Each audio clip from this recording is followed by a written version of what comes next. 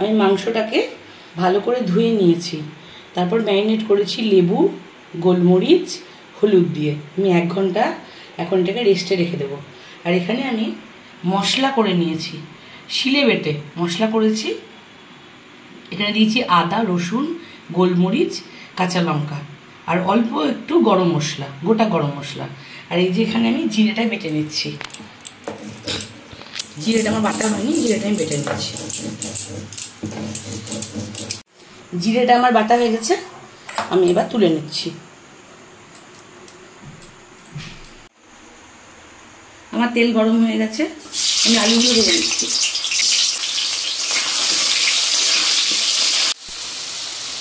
আলুটা আমার লাল লাল করে ভাজা হয়ে গেছে, আমি এবার উঠিয়ে নেব। আমি এবার ফোড়নে দেব জিরে, শুকনো লঙ্কা, তেজপাতা। জিরে, শুকনো লঙ্কা, তেজপাতা।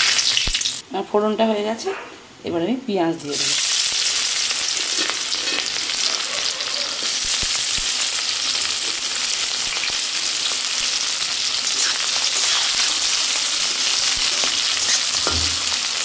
পেঁয়াজটা আমার ভাজা ভাজা হয়ে গেছে, এবার আমি দেব চিনি,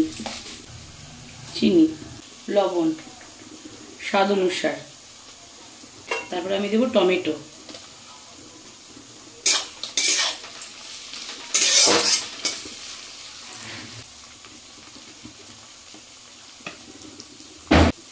এবার আমি দেব মশলা। মশলাটা আমি একসঙ্গে বেটে নিয়েছি। এর মধ্যে আছে আদা, রসুন, গোলমরিচ, কাঁচা লঙ্কা, জিরে। আমি সব মশলাটা দিয়ে দেব। এবার আমি দেব কাশ্মীরি লঙ্কা,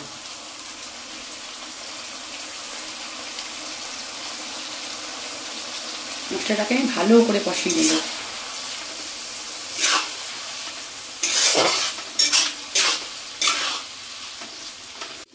চিকেনের মশলাটা আমার ভালোভাবে কষানো হয়ে গেছে, দেখুন একদম তেল ছেড়ে গেছে।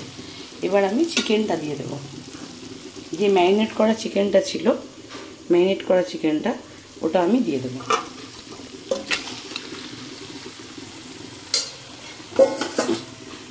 চিকেনটা দিয়ে আমি ভালোভাবে কষিয়ে নেব।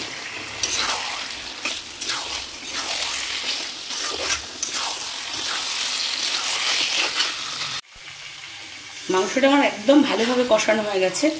আলুও দিয়ে দিয়েছি, আলু দিয়ে মাংস কষিয়ে নিয়েছি। আলুও নরম হয়ে গেছে, যে গোটা গোটা রসুন দেওয়া আছে, দেখুন রসুনটাও কষানো হয়ে গেছে। আলু মাংস সব সুন্দর করে কষানো হয়ে গেছে।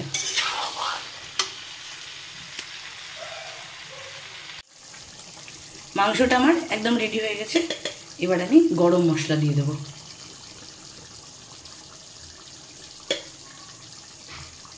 গরম মশলা দিয়ে দেবো।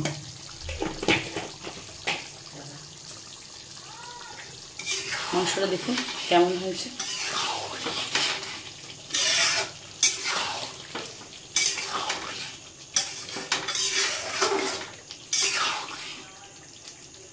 গ্যাসটা বন্ধ করে দিলাম। Final look.